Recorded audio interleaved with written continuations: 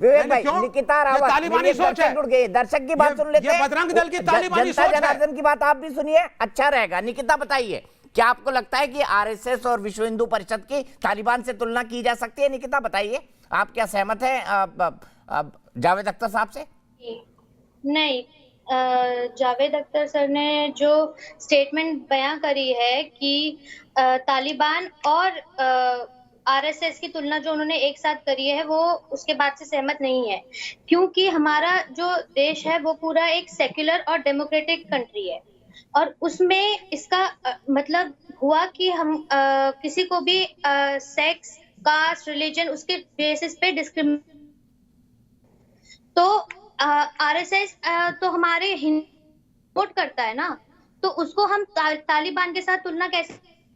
बिल्कुल सही कहा निकिता, बिल्कुल सही आपने। निकिता, मैं आप ही की बात को अवनीजेश जी के पास ले जाता हूँ। अवनीजेश जी, थोड़ा सा बताइए ना विवेक भाई को, गोलवलकर जी कौन थे, बताइए इनको थोड़ा सा। दीपक जी, मैं एक बात बड़ी साफ से कह दूं, बीच में कोई बोलेगा मैं डिबेट छोड़ दूंगा। मैं किसी के बीच में बोलता नहीं और ना मैं टॉलरेट करता।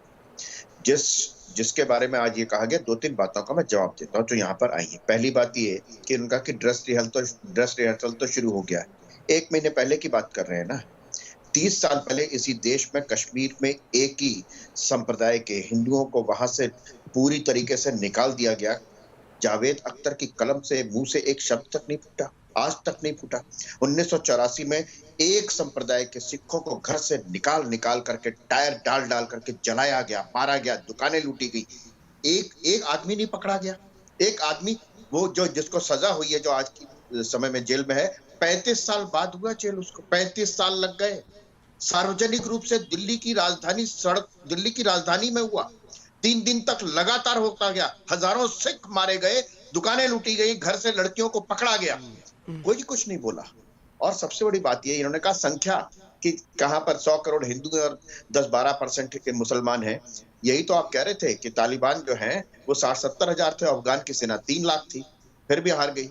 यहाँ बाबर आया था कुछ 100 सिपाहियों को लेकर के, जयचंदों की वजह से यहाँ पर मोहम्मद गौरी ने राज किया, मोहम्मद गजनवी ने राज किया, तैमूर लंग आया, नादिर शाह आया, अहमद शाह अब्दाली आया, चंगेज खां आया, बाबर आया।